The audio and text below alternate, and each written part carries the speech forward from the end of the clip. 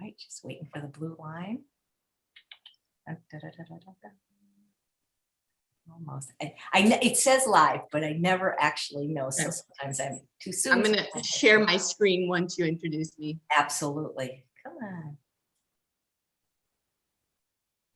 Usually my husband's here to verify and he's not. So I'm just going to assume we're live and say, welcome to Chef AJ Live. I'm your host, Chef AJ, and this is where I introduce you to amazing people like you who are doing great things in the world that I think you should know about. We continue this week with Lifestyle Medicine Week. And to introduce today's doctor, we have Dr. Madhuri Paidisetti. Please welcome her back. So hi, I'm Dr. Paidisetti, Madhuri Paidisetti. I live in Chicago. I'm an ethical vegan and an animal liberation activist. My passions include lifestyle medicine, whole food plant-based nutrition, and dancing. So I'm extremely honored to introduce Dr. Simran Malhotra. Dr. Malhotra is a triple board certified physician specializing in palliative care and lifestyle medicine. She's a mother of 2 toddlers, a vegan, and a BRCA1 previvor with a strong family history of cancer. Dr. Malhotra is passionate about educating people living with or at risk for serious illness on the powerful impact that lifestyle changes, positive lifestyle changes, can have on their quality of life and even longevity. Now, I would like to warmly welcome our dear friend, Dr. Simran Malhotra, to speak. Thanks, Madhuri. So nice to meet you. And I can't believe you live near my dear friend Sharon in Maryland. Yeah, thank you so much for having me here. I'm so grateful. Actually, we live in Maryland, but I'm actually originally from Canada. That's where I was born and raised. So, wow.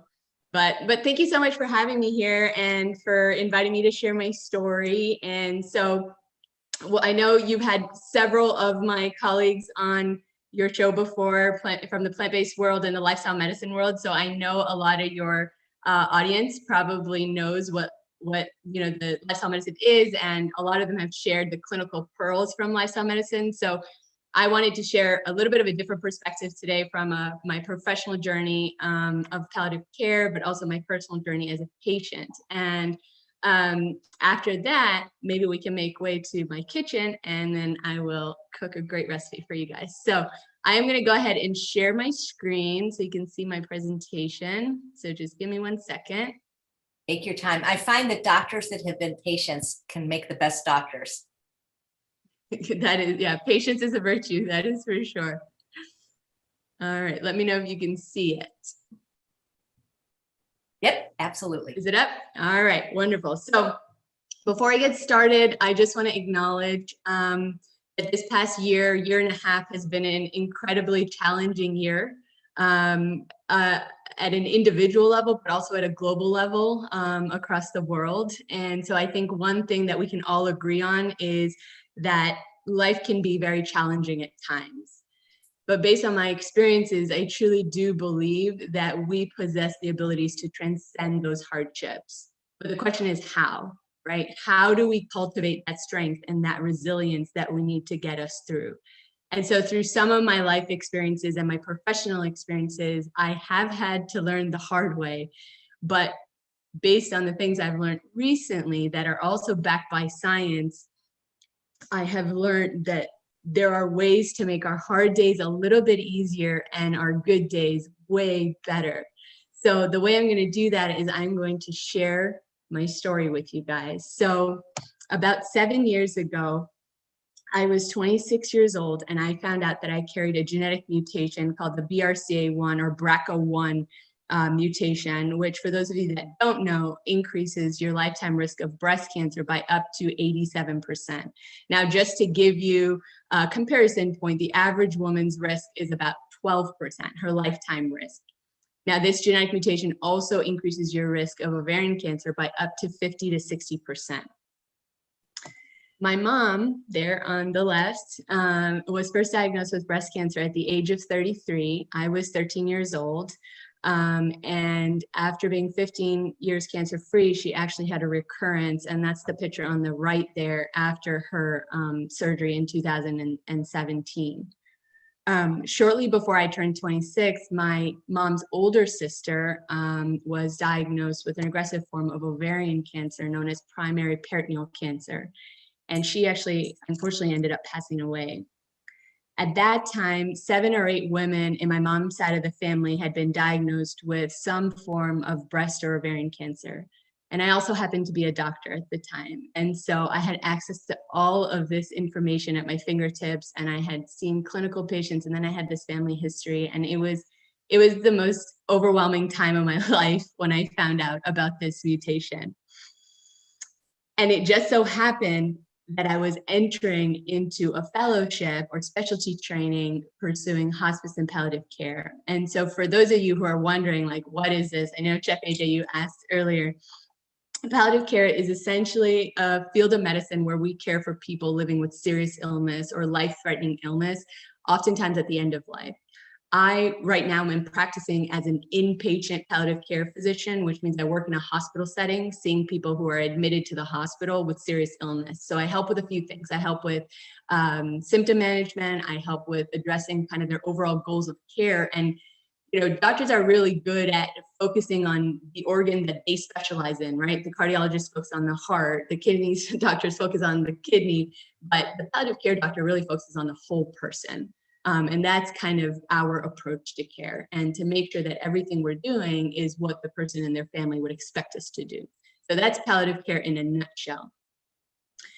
Going back to 2015, I have a very near and dear patient that I keep close to my heart. She was the very first patient that I took care of in hospice care. And she actually was a young mom in her 40s and actually had the same genetic mutation as me. She had lost her own mom and her grandmother to cancer. And so her and her older sister at the time decided to be proactive. They decided to get surgery to decrease their risk of ovarian cancer. And so they scheduled a preventative hysterectomy on the same day at the same time and had surgery together. And they woke up together. And unfortunately, my patient, the doctor came and told her after she woke up that they actually found what was likely advanced ovarian cancer. She went on to live another 5 years with aggressive treatment. And in those 5 years, I can tell you, based on my conversations with her, she lived most of her life. In the last several weeks of her life, when I met her, she had horrible abdominal symptoms. She had nausea, she had pain, she had vomiting. It was horrible. Yet she was just such a special person in that she had this unique kindness and curiosity, and she checked in with me every morning when I went to see her. And I remember, whenever I talk about her, I get super emotional, but I remember the last few days of her life, she found out that I had the same genetic mutation as her and her sister. Her sister told her. And she shared some words with me, which I carry very deep, deep in my heart with me all the time. She said, "Simran, don't let this happen to you. Do whatever you need to do to take charge of your life and be here to live a full life. Be here for your future children. You have a choice." She lives in my heart. She does, because her little voice I carry with me every time I think about my next move of how I'm going to decrease my risk of cancer. She ended up passing away on one of the last days that I cared for her. And soon after that, I ended up meeting with a team of cancer specialists, genetic counselors, cancer doctors, and they all recommended that I get these preventative surgeries. In my case, a mastectomy and a hysterectomy, which is removal of your breasts and removal of your ovaries, to decrease my risk of cancer, because the penetrance in my family was so high. My mom was diagnosed, like I said, at 33, and the youngest person with ovarian cancer in my mom's family was in her 30s at the time when she was diagnosed. And so this was an extremely overwhelming time for me in my life. I was 26 years old, right? And I had 4 big things that I needed to accomplish in the next 7 years. And to me, it seemed impossible at the time, because by the age of 33, I needed to, when my mom was first diagnosed with cancer and when the doctors thought I needed to have these surgeries by, I needed to finish my medical training. I needed to get pregnant, and rather quickly. And lucky for me, I had just gotten married a few months before, and my husband's 10 years older than me, and he was ready to start a family. So that was a positive for me. Number 3, I needed to have children. And probably the harder part about it was I needed to be sure I was done having children. And then the last thing was I knew for the next several years, I was going to have these screening MRIs and all these tests in between getting pregnant and nursing and all of that, and then eventually end with these preventative surgeries. So this was a lot. It felt impossible. I went through years of this dread and paralyzing anxiety and fear and just the various stages of grief. And as a palliative care physician, as I went through my career, it became harder because I ended up caring for a handful more women who had similar mutations to me, who I cared for at the end of life. And some of them were literal reflections of me. They were young, they were either new mothers or seasoned mothers, but they looked like me. And so it hit very close to home every time I took care of one of these women. And so a year and a half later, here I was, a newly graduated doctor working as a palliative care physician. I was blessed to be a mother. I was a full-time working mom. I was breastfeeding. I was pumping at work. I was sleep deprived. I was so tired. My entire family was in Canada. Our nanny was our godsend, right? And not to mention, I got pregnant again when I was 9 months, when my baby was 9 months old.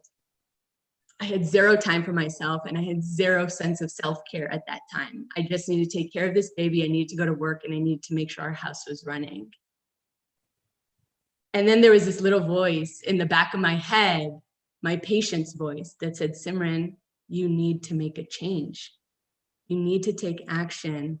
You need to find a way to decrease your risk. And I remember meeting with that group of doctors and asking them, like, what can I do to decrease my risk? And they all said, look, you have a genetic mutation. Like, there's really not a whole lot that you can do.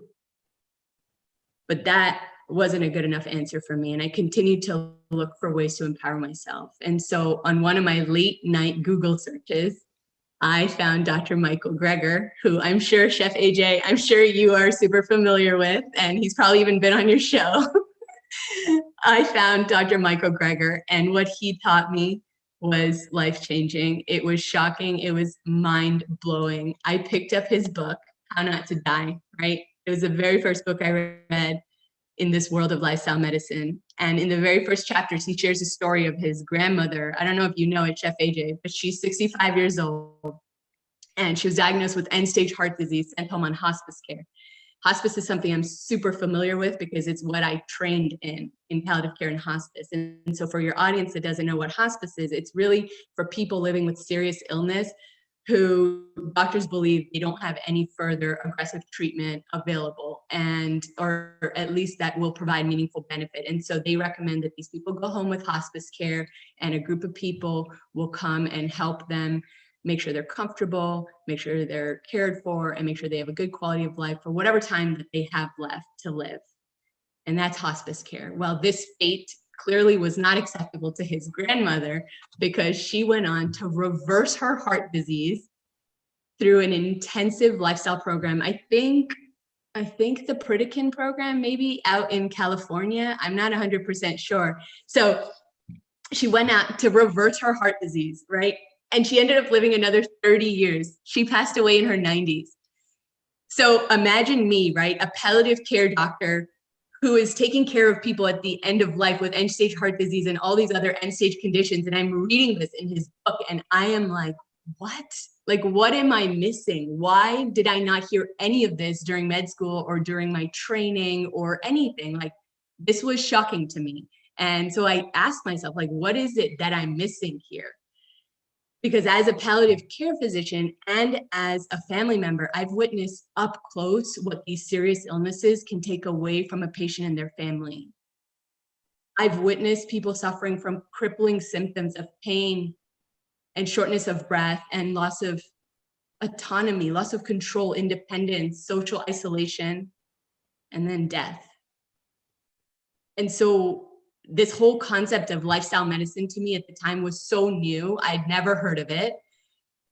And it was just kind of, to me, it didn't make sense because I trained in a medical culture that prides itself on evidence-based information. And so why had I never heard about the science behind lifestyle medicine? So to me, the only thing that made sense was, oh, it must be new. Like, this just came out. This is like groundbreaking information. And then as I dug deeper and I learned, I realized there was like research going down back to the 1990s with Dean Ornish's pivotal work. And I was mind blown. Like, why had I never heard this before? And why had I never heard about the tremendous possibilities that it carries for all of us and for my patients specifically? So my genetic mutation, it changed my life. And while some people may say for the worst, for me, I know it was because it brought me to my ultimate purpose in life. And that is lifestyle medicine.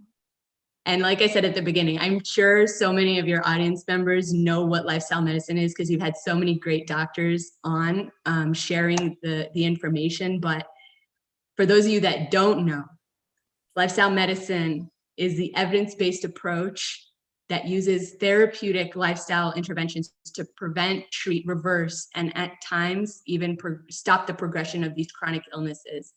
But it's something that most of us doctors are not trained to emphasize on. But these are modalities that can empower and educate people on their diet, their movement, their social connectedness, the way they manage their stress, and just everyday things that they do to give them back control over their lives, especially for the patients I take care of with serious illness, because they lose so much already. And so according to the CDC, 60% of Americans today are living with at least one chronic illness, while 40% are living with two or more. Half of all Americans have heart disease, and 88 million Americans today have prediabetes, but 90% of them don't know it. And today, 1 out of every 4 deaths is from cancer. The leading causes of death in America today are mostly related to lifestyle habits, with a suboptimal diet being the #1 risk factor for death. And more than 80% of these chronic diseases that you're seeing here are preventable with healthier lifestyle habits.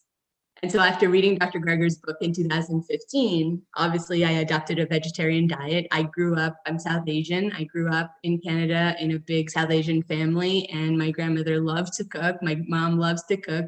We, of course, ate a lot of beans and veggies because I'm South Asian, but it was a very meat heavy diet, and a lot of butter and a lot of oil.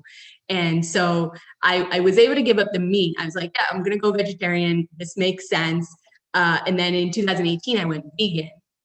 And I know what a lot of people think, like, I can give up meat, but I can't give up cheese. I said the exact same thing for 2 years. I was like, no, I'm not giving up cheese. I can't do it. But I did. And the question is why? And that was based off of my research and the evidence, and the longest living populations in the world showed me that a plant-based diet was going to be my best way of reducing my risk of cancer, even if I had a genetic mutation. And not just that, but all of the other top killers that you see on the screen: heart disease, diabetes, stroke. And so here's a little bit of my transformation. So on the right there, that was 2012. That was my intern year. I was about 25 pounds over my ideal body weight. I lived a life of convenience. I was eating on the go, always working, always studying. And then in the subsequent years, I ended up getting pregnant. I had my kids 18 months apart. And so I had gained a lot of weight during pregnancy, but by that time I was plant-based. So that weight came off very quickly after I was done nursing both of my kids. But this time last year, I was still about 10 pounds over my ideal body weight. And so this past year, with the shifts I made in my lifestyle above and beyond my diet, I was really able to get rid of those last 10 pounds. So now on the left there, that was a recent photo. And that's me more so at my ideal body weight and BMI, and just feeling wonderful.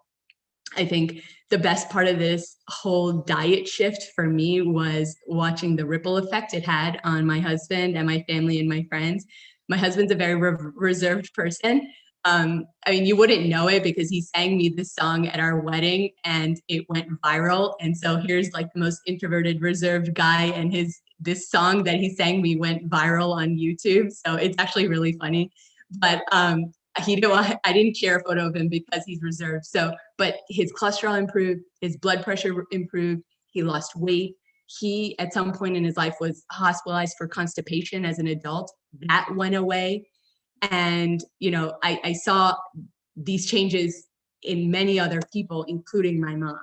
So the person on the right there, that's her in 2019. The person on the left, that's her in 2020. She went into premature menopause after she had chemo in her 30s and struggled with weight most of her life. And when I went plant-based, of course, she was always vegetarian, but when I went plant-based, she decided to also ditch the dairy, and she was able to lose a little bit more weight, but it was still straggling. And Chef AJ, I am going to give you a huge shout out because she called me in 2020 and she's like, have you heard of Chef AJ? And at that point I'd heard of you, but I'd be honest, I didn't see your show. And she was like, you have to check out Chef AJ. And so she loves you. She applied some of your principles and she lost 39 pounds in the last year. Like, incredible. And I don't want to share too much of her story because this woman has an incredibly powerful story. And I would love for you to invite her to your show because she would just be thrilled. But I am just so proud of all the changes she's brought to her lifestyle. So then fast forward to January of 2020, I was done nursing both of my kids, and I was blessed and privileged to be able to do that because I know a lot of other women in my shoes with this genetic mutation and who were diagnosed with premature cancer who did not have the ability to nurse their children. And I was able to do that. And I was so incredibly proud of my body to watch these two little babies over a year be able to nourish them and grow them as big as I did. Like, I just felt like Superwoman, right? But then I also realized that my breasts had served the purpose that they were meant to serve in my life, but also in the lives of my children. And I knew that it was time to start thinking about surgery. This was, again, a really hard time in my life because at the beginning I was overwhelmed, then I got pregnant and I just completely put the mutation aside. And I enjoyed pregnancy and enjoyed newborn life. And then after I was done nursing my baby, my last baby, I realized that I had to start thinking about surgery.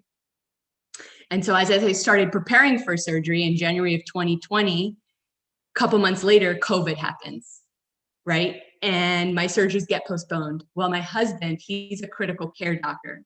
And so he got super busy in the ICU taking care of really sick COVID patients. In fact, he ended up moving out for 3 months because the level of uncertainty in our life was just so wild. And I ended up transitioning to more of a virtual role where I was meeting with families virtually on Zoom, talking about end-of-life care and how their loved one with severe COVID-related illness was dying in the hospital and what that meant. This is probably the most challenging year of our life. I would hope so. I don't know, but I hope it was, because we saw more trauma, more suffering, and more death than I think we ever imagined we would have, at least in a year. But a few months later, on September 2nd, 2020, I actually ended up having a bilateral nipple-sparing mastectomy with aesthetic flat closure, which means I chose not to have reconstruction. And then I also had, on the same day, a total hysterectomy with a bilateral salpingo oophorectomy, which put me in surgical menopause at the age of 32. And that is just all fancy medical lingo for I said goodbye to all my lady parts, basically. Unfortunately, I ended up having a complication from surgery, and I ended up having to have emergency surgery the very next day. Well, for the next several weeks, this left me pretty dependent on my husband. And this was me at 32 years old. I was strong. I was going into this very healthy, strong, but surgery can do a number on your body. And so for the next several weeks, I was pretty dependent on my husband to help me with the most basic of tasks, including heading to the bathroom. This was a pivotal moment in my life, like a very, very pivotal moment, because for a few weeks, I finally realized what it was like to live in the shoes of some of my sickest patients who were dependent on their family, who were in pain, and who were unable to do anything for themselves. And this was exactly what I didn't want my life to look like. And so this was my call to action. I remember the exact day I was sitting in my recliner and I was waiting for my husband to help me get to the bathroom, and he was downstairs, and I was waiting, and it was such a horrible feeling to have to do that. And in my head, I said, as soon as the surgeons clear me, I commit myself. I'm going to commit myself to my self-care. And the words at that time that I used wasn't even self-care, it was self-preservation. I said, this is what I need to do for my future quality of life. And so here I am, 33 years old today, 9 months after major surgery. I'm still very much healing. I'm in physical therapy and doing all the things I need to do. Mom of 2, palliative care doctor, luckily part-time, married to a critical care doctor during the worst global pandemic of our time. But I can tell you without a doubt that I have never known a stronger version of myself. So what did the 32-year-old version of me know that the 26-year-old version of me did not yet realize? And surprisingly, again, it begins with a book. I love books. I have a lot of books. So this book, when my husband had to move out at the beginning of the pandemic, we needed to find ways to help our kids cope. At the time, my son was two and my daughter was 3.5. And so we went to the books, and we got lots of different books. This was one of them. It's called What Do You Do with a Problem by Kobe Yamada. And while my kids loved this book, they didn't keep reaching for it. I kept reaching for it, and we read it over and over again. And it was because it struck a chord with me. There was this one line in there that says, when I got face to face with my problem, I discovered something. My problem was not what I thought it was. I discovered it held something beautiful inside. My problem held an opportunity. It was an opportunity for me to learn and to grow, to be brave and to do something. And so what I realized at that time was that the most amazing things, the biggest opportunities, and the life-defining moments that help us are often disguised as impossible situations. And these situations then help us write our story. And these stories that we create either pull us down or they go on to empower us and others. And so here are the 3 big things that I learned from my journey this past year. Number 1, food is medicine, movement is medicine, sleep is medicine. Every pillar of your lifestyle is the most powerful medicine that has ever existed. And as my mentor, Dean Ornish, says, genes may load the gun, but lifestyle has the potential to pull the trigger. And so while none of us can choose the genes that our parents give us, we do have control over the switches that turn on and off our genes. And this is known as epigenetics. And there's so much science and research going into the world of epigenomics right now. I am so excited to see what the future holds. But what we know right now is that the key influencers of epigenetics are 3 things: your diet, your sleep, and your exercise. And so although in 2018, I had already adopted this plant-based diet, the rest of my life was pretty out of balance. And so when I made that commitment to myself after surgery, and I said, once my doctors clear me for activity, I decided that I was going to wake up every morning at 5:30 and commit myself to this hour of power. Sometimes it's an hour and a half of power.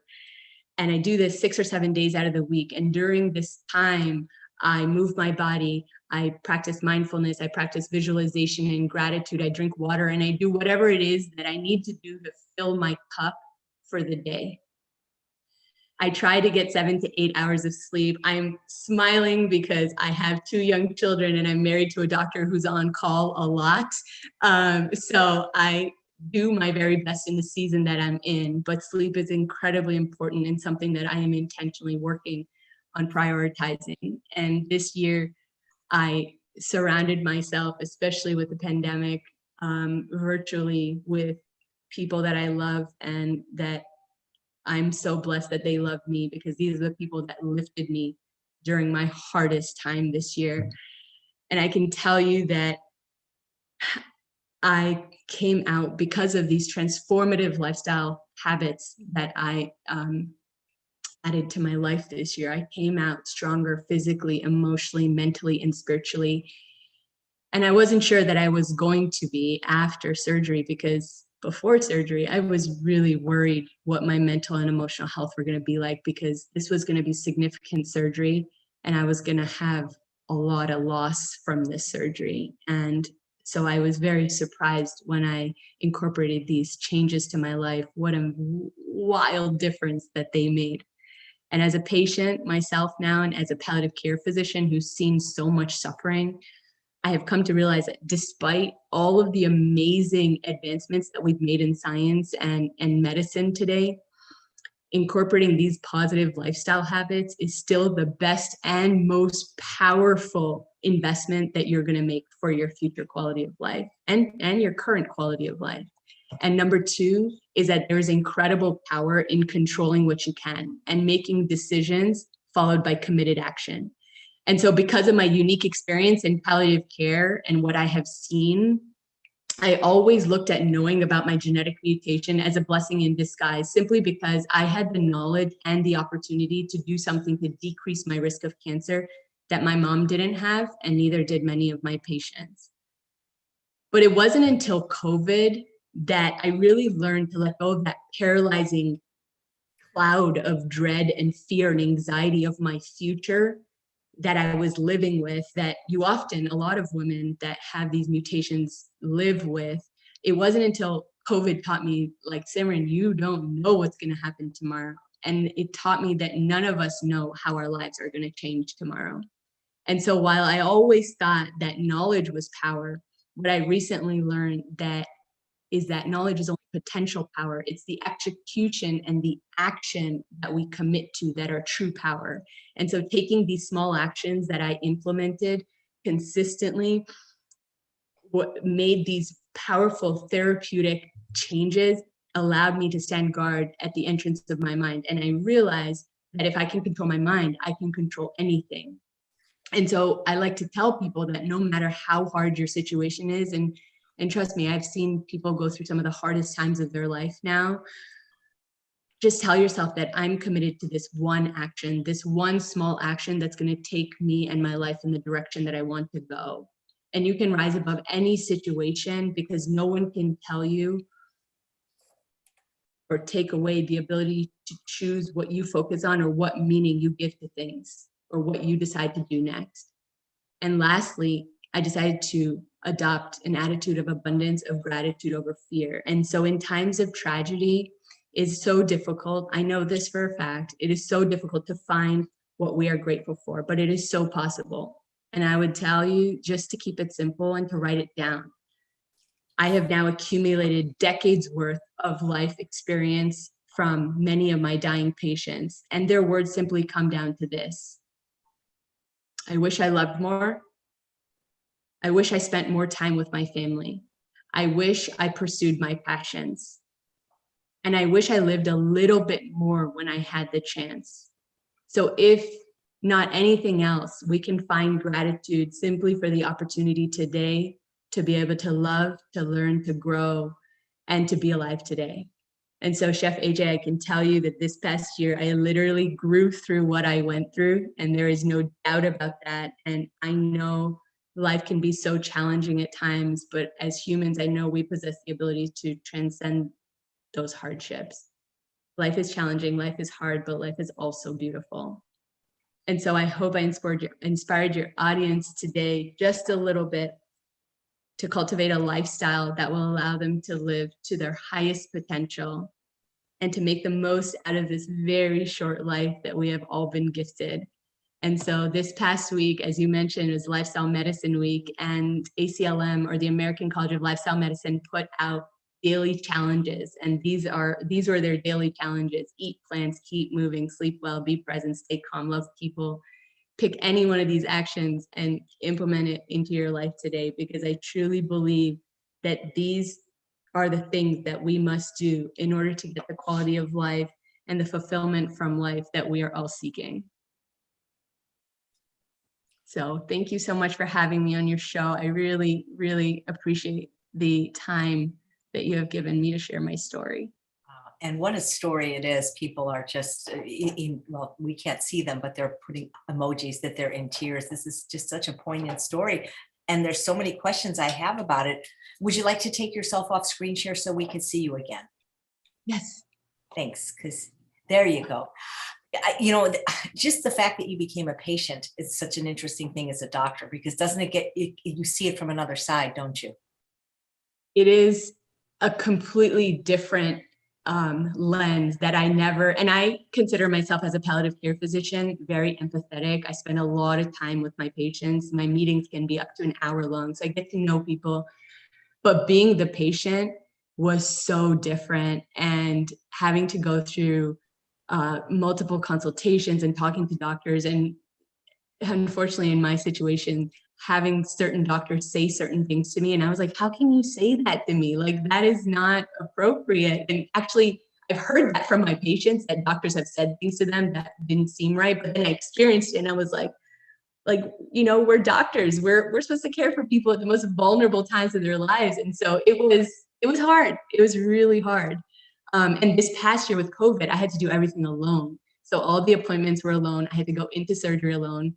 My husband kissed me goodbye at 5 a.m. It dropped me off at the hospital and then left. So it was a challenge.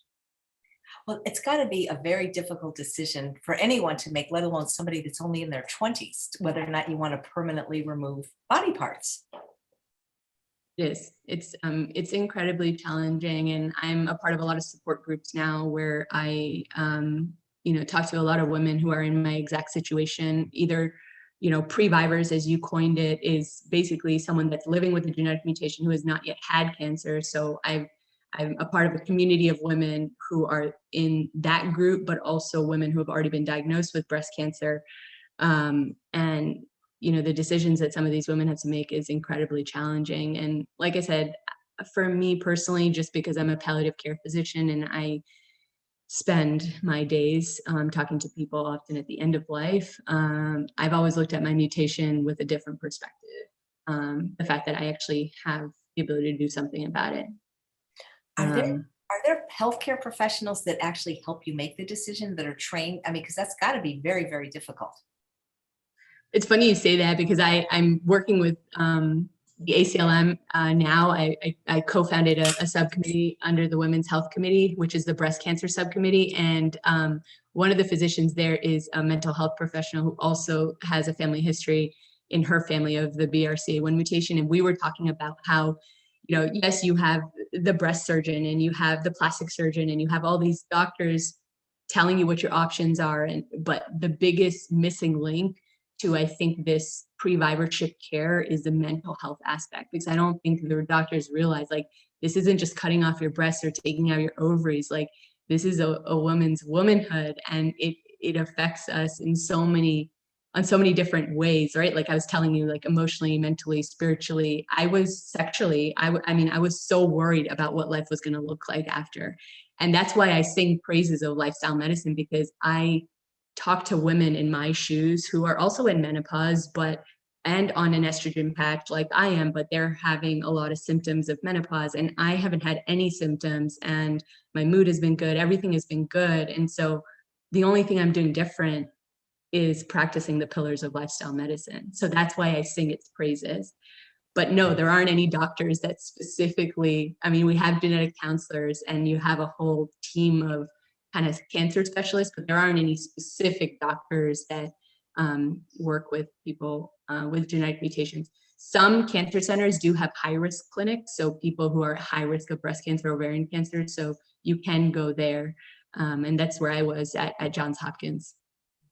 Let's say somebody else was in your situation with the same mutation, but they chose not to do any lifestyle changes and continue on whatever they were doing. Could they still get cancer? So if they say your question again, if they decided, if they had the genetic mutation. Right. And so they decided to have their ovaries and their uterus and their breasts removed, but they continued on a course of maybe smoking, drinking, eating poorly. Could they still get cancer? Or once those parts are gone, there's no risk of cancer? Well, so that's a great question. So the surgeries don't completely eliminate your risk. So even for myself, like the removing the breast or doing a mastectomy brings your risk down by like 98%. So you still have like this 2% risk. Your risk is even lower than the average woman now. And similarly for the ovaries, you can remove it.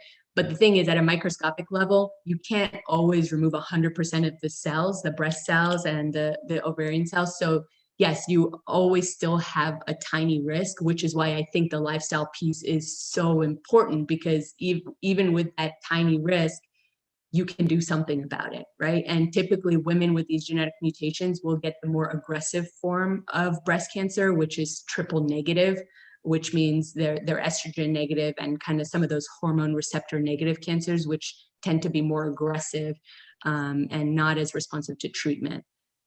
So I think lifestyle is the one thing that it kind of just gives you back some control over your life, right? Right. Would it be possible for somebody in your situation to not do the surgery and just do aggressive lifestyle measures and not get cancer? You know, that's a really hard question to answer, and one that I went back and forth with. I read Dr. Greger's book like 3 times looking for that answer. Like, because obviously this is not a decision that I made lightly. This is something that my husband and I have been talking about for a few years now. And it's just, it was actually when I found Dr. Christy Funk. Are you familiar with her? She's been on the show twice. She's amazing. She is. I would love to meet her one day, because after I read her book, I just kind of got some of the answers that I was looking for. And, what she says is, as a genetic mutation carrier, even if you did just these aggressive lifestyle changes, it doesn't guarantee that you would not get cancer because you have a genetic mutation and you're just at higher risk. So she recommends to do the preventative surgeries, but then also completely change your lifestyle. So I struggled with that for so long until I found her. So, it's such a personal decision. I mean, there are women who decide not to get surgery and they just get aggressive screening. But the screening, all that does is it allows you to be diagnosed earlier. And for me, it was just, I have these 2 beautiful little children, and I just felt like I needed to do everything I could that was in my control today to be there for them in the future. And, my kids each carry a 50% risk of having this mutation. And I hope the world of, gene therapy and genomics and epigenomics is exploding right now. And so I hope in 10 or 15 years, things look very different for them. When does one get tested? Like, how does one decide? Like, if your children have this, they're not going to remove any body parts as children, right? You wait till you're an adult.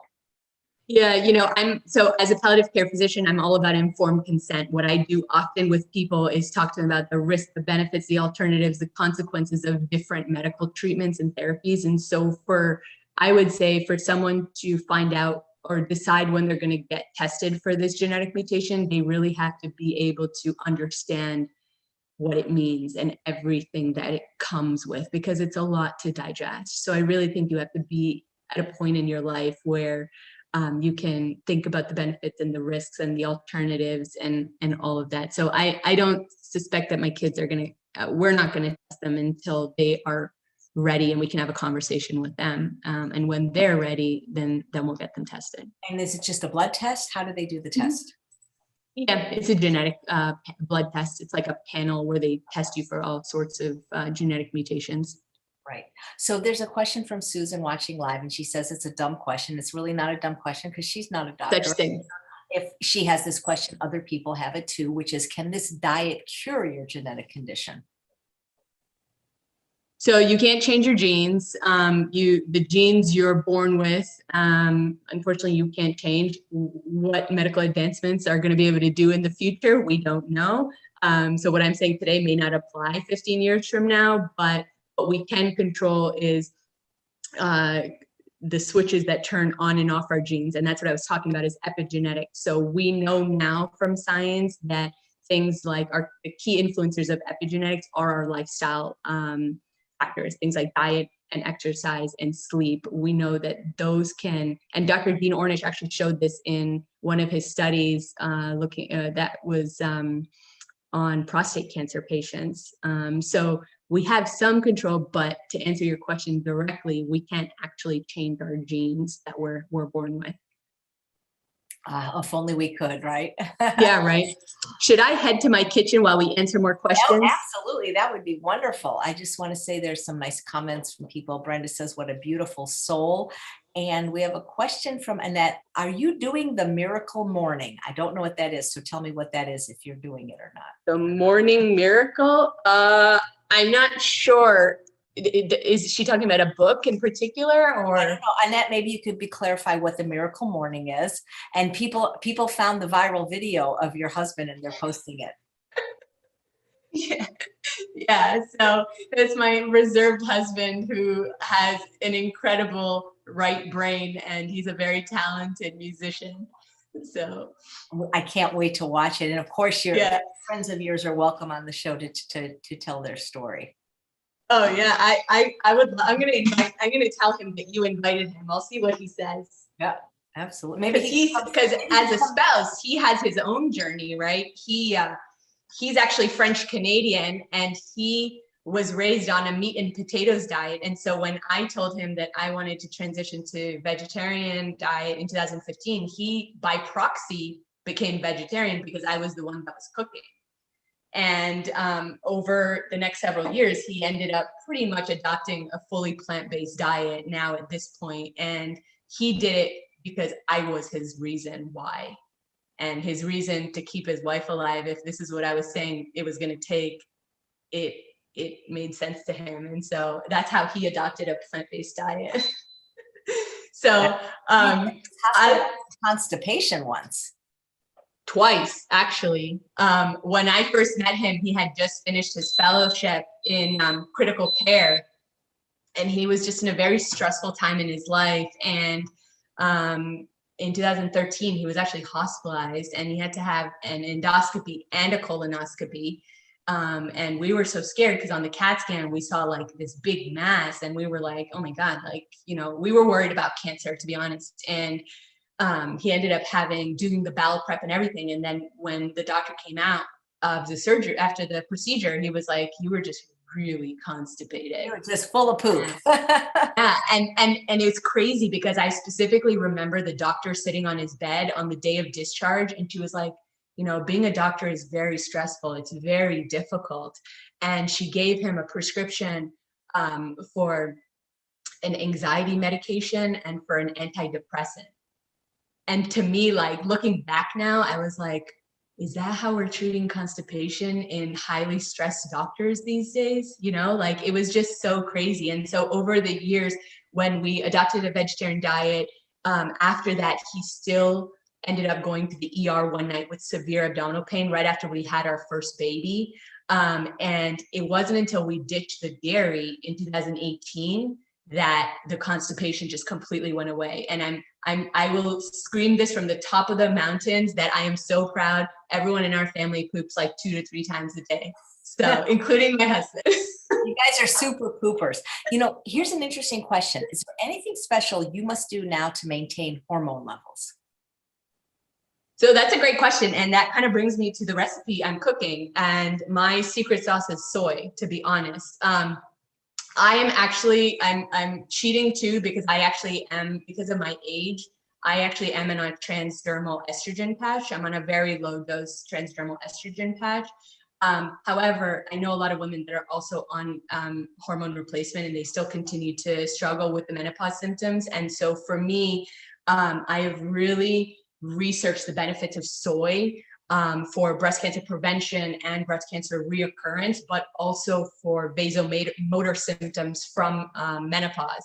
And so I haven't had any hot flashes. I consume 1 to 2 servings of whole food soy a day. My mom also is in menopause, has been for many years. She wasn't allowed to be on hormone replacement because she had cancer, but she also eats a lot of soy, and she hasn't dealt with any of the vasomotor symptoms that most women have, like the hot flashes and stuff. So what I'm actually cooking for you guys, I'm going to show you how to make a really quick instant pot curried soybean and sweet potato curry. So you guys can keep asking questions while I get all of this ready for you. But soy is a great food to help with hormone related symptoms for menopause in particular. So what I'm going to start with here is I have one red onion, and I have like 2 to 3 cloves of garlic. And what I'm going to do is I'm going to put those in my Instant Pot along with 1 teaspoon of cumin seeds. So this is kind of like an Indian inspired dish. And I really wanted to start learning how to cook with whole soybeans, because I was always kind of eating edamame and tofu and tempeh, but I really wanted to like eat the whole soybean. So I went and bought some from my local bulk food market, and I just randomly came up with this recipe, and it was just so good, and my kids love it and my husband loves it. So I put in the onions and the garlic, and I'm going to put about a teaspoon of whole cumin seeds. And so it is like an Indian inspired dish.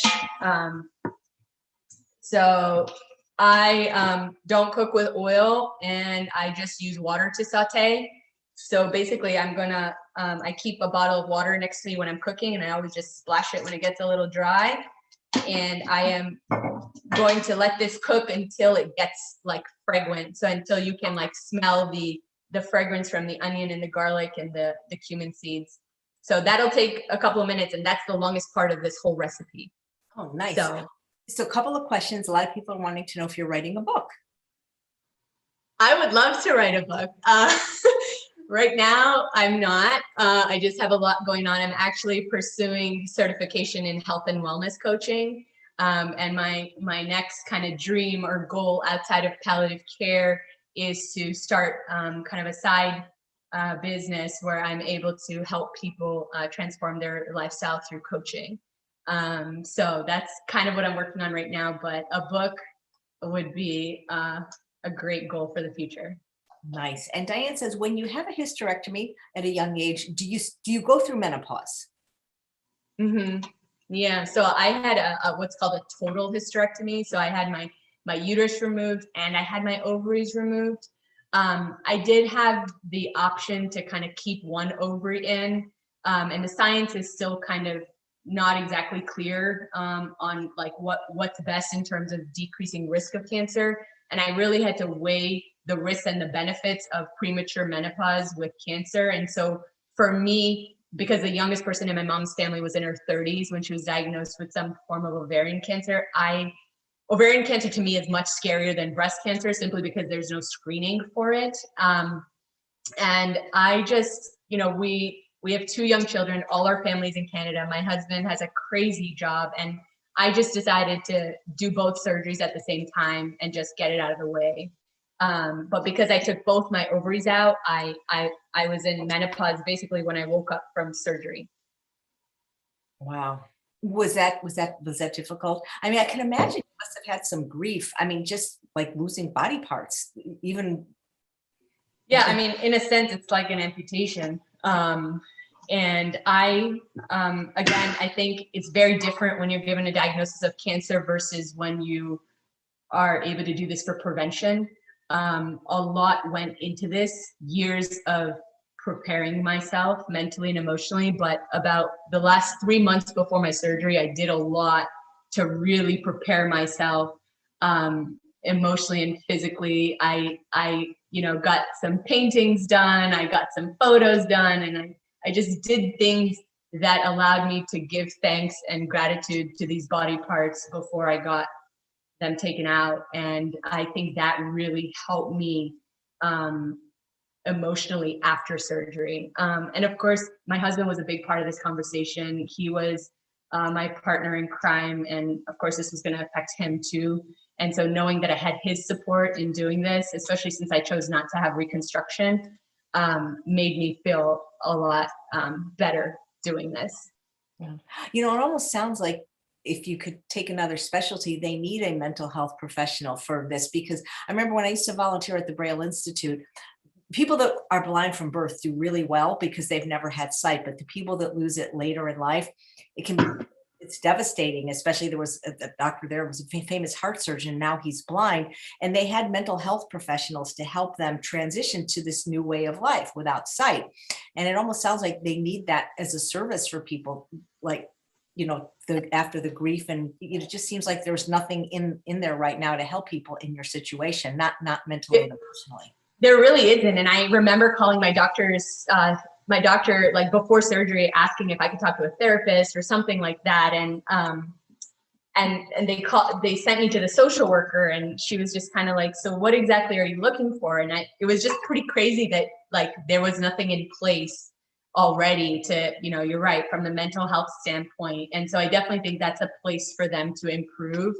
And that's what I hear most in my support groups with women who are in similar situations to me, is that like, okay, they did the surgery, they decreased my risk of cancer, but then now they just expect me to go back to living my life as if I was the same person before surgery, which you're not. You're a different person now, and you live in a different body, and it takes time to kind of acclimate to this new version of you. And I think these online support groups, for that reason, have been amazing, because they serve as that mental health support that you don't necessarily get from, you know, your doctor. Yeah. So, right. May I ask why you chose not to do reconstruction? You know, again, I don't want to say anything like too crazy, but it's a very personal decision, and it comes down to very simple things for me. My breasts had served their purpose in their life, and if I had reconstruction, I was not going to be able to feel these new breasts. They were not going to be mine. I didn't want implants, simply for many other reasons. I didn't have enough fat on my body to do reconstruction. So for me, it was just kind of like, I didn't want to have multiple surgeries. You know, people that choose reconstruction may have to have 2 or 3 surgeries. And so my husband and I just wanted one and done. I wanted out of the medical system. I didn't want to be a patient again. And so it just made the most sense. And I'll be honest, like I am so happy with my decision. I'm so happy, flat, and I wouldn't have changed my decision. And like I said, I'm blessed with the best partner in the world. I mean, he loves me for who I am. So, and that's enough. That's a great story. No, I applaud your decision. I hope I didn't ask too personal of a question. No, not at all. If you go on my Instagram, I share my story widely, especially for women to know that going flat is an option, because a lot of women will get reconstruction and then they regret they got their reconstruction because they have so many complications. And so so many people make their breasts were recalled, like actually recalled. Oh yeah, right. The implants, yeah. And so that's why I think, like I said, as a palliative care doctor, I'm very much all about informed consent. And so you should know what all your options are. And so for people in my sort of situation, going flat should be discussed as an option. So I love it. I love it. That's amazing. So as a palliative care doctor, if you're seeing people, some of them probably at the end of life, how can you implement lifestyle medicine at that point? You know, that's a great question. It's very challenging, because even in the medical field, a lot of people don't really differentiate between hospice and palliative care. And so palliative care is really for anyone diagnosed with a serious illness. So for example, anyone that gets a diagnosis of cancer should also get a palliative care consult, where the doctor can work with them to making sure their goals are met and all of that. However, in medicine today, hospice and palliative care are considered the same thing. And so oftentimes I don't end up seeing people in the hospital until the last several days or weeks of their life. And so at that point, you really have to weigh the risks and the benefits of lifestyle, and if it makes sense for them. There are some patients who tell me, like, anything, doc, like whatever you tell me, I will do. And so I do talk about lifestyle with some of my patients.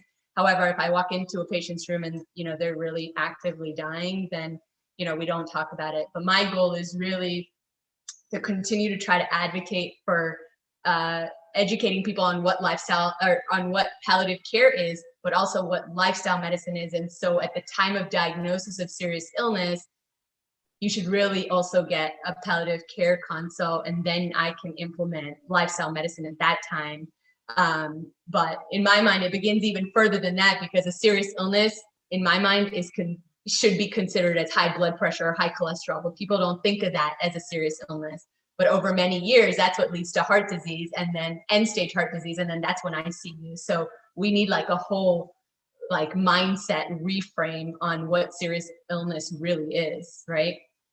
So, I used to be a respiratory therapist, and a lot of times people were on hospice, and they were definitely at the end of life, and they were like, well, we better not give them too much morphine, they might get addicted. And I'm thinking, like, they're gonna die. Like, why? I mean, at this point, do you really care? It's interesting. I seem to have picked the two specialties in medicine where most doctors are not very well versed. One is palliative care and end of life care. Most physicians and healthcare providers are not comfortable with end of life care, which is crazy because it's part of the circle of life. I mean, that's one fact that none of us can get away from. We're all going to die one day. And then the other is lifestyle medicine. Again, another specialty. When I start talking about it now with my colleagues, a lot of them have no idea what I'm talking about. So it's pretty crazy. Yeah, so I added my tomatoes and I added the sweet potato, and simply, I really don't add much else. All I have here is a tablespoon and a half of curry powder and a little bit of black pepper. And I'm just gonna dump that in there with my soybeans. So this is about 1 cup of soaked soybeans overnight for like 10 hours. And I turn off my Instant Pot, and then I add like 3 cups of water, and then that's it. So Faith has a question. Can you use dried soybeans that have not been soaked?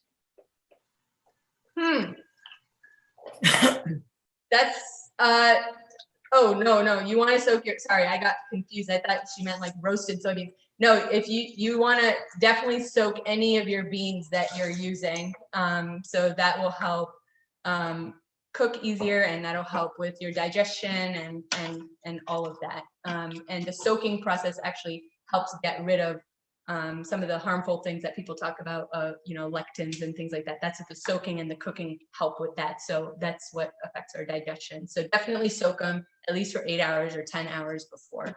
Thank you. Okay, so here's a somewhat controversial question. Dina says, there are some plant-based doctors who are against mammograms. What are your opinion about it? And are there better and less painful ways to get screened?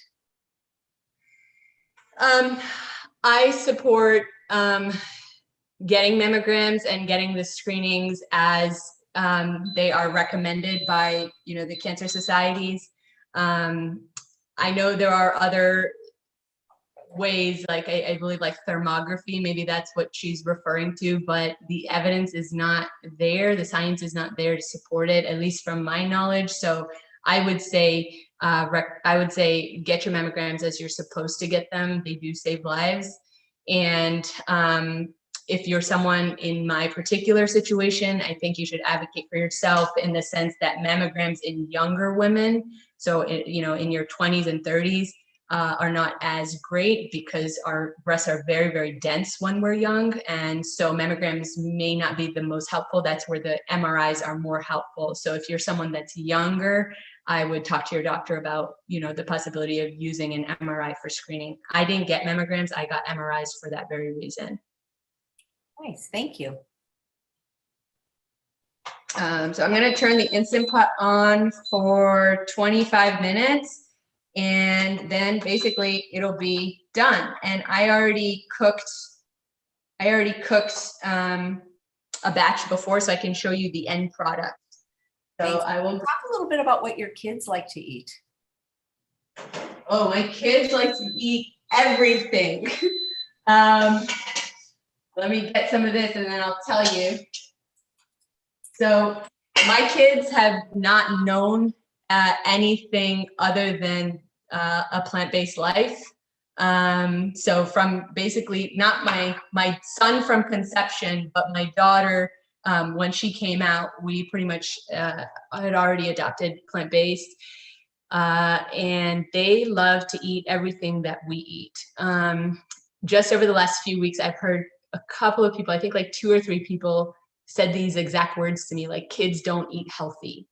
And like, that's a joke or something like that in conversation. And I just believe that we put these limiting beliefs on our children, and we label them as not eating healthy, but our children will, I always say, not do as we say, but they will do as we do. And so our kids have always eaten whatever we eat in kind of the more appropriate version for their age.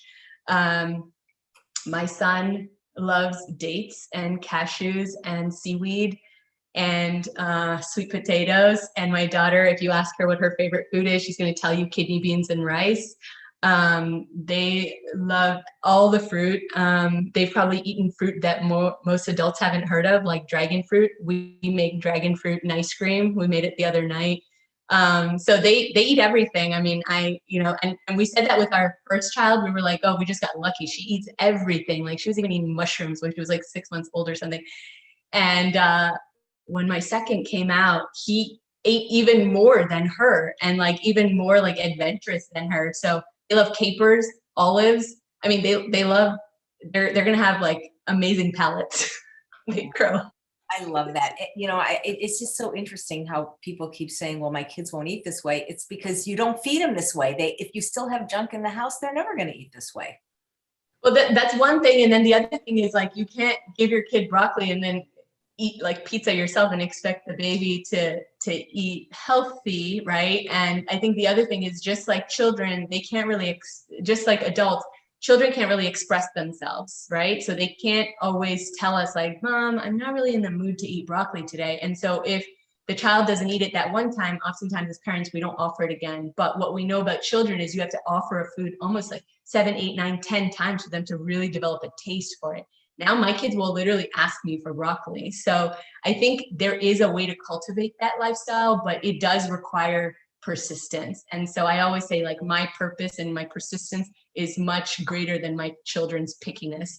I know that feeding them this way and developing this lifestyle for them is going to decrease their adult blueprint of disease, especially cancer. And so for me, my reason is just so strong that they go with it. That's fantastic. So, well, here it is. My kids also love soy. They love edamame. They love tofu, and they love this new curry that I made. It's basically like a soybean and sweet potato, curried soybeans and sweet potato. And after I cook it, what I do is I mash it up so that the sweet potato all gets mashed up, and then you can eat it as a soup, or you can eat it over grains. So I'll eat this as a soup for my lunch now, and then, tomorrow we might eat this over brown rice or farro or some sort of grain. And it's really a quick dish to make, and it's great as leftovers, and you can even freeze it. So soy, the other reason I'm very adamant about soy is there's like some great speculative data that's coming out that shows that girls that consume soy before their in their young childhood or before their teenage can decrease their risk of adult onset breast cancer by 25 to 50%. So to me, that's just like, wow. And so it's a big part of our diet, but only the whole food versions. Like we try to stay away from like the soy protein isolates and, those more processed forms of soy that you want to stay away from. Right. It looks absolutely delicious, and it's almost lunchtime here. What does your shirt say? Plants are best. I think it's something. Plants are the best medicine. This is from it's from Dr. Greger's nutritionfacts.org. So of course I had to get it. I just love everything that he puts out. So that's a perfect shirt for a lifestyle medicine doctor. Right. Exactly. Yep. Evelyn said, shouldn't soy be organic? Yeah, so I do try to get my soy organic. And the reason is because a lot of the soy and corn that is made in the world, a lot of it is GMO, so you want to be careful with that. So I definitely try to get organic soy when I can. And when I eat out at restaurants, I usually ask them if it's organic or not. That's great. Well, this has just been a wonderful, inspiring story, and I can't wait to read it in a book someday. And how can we support your mission?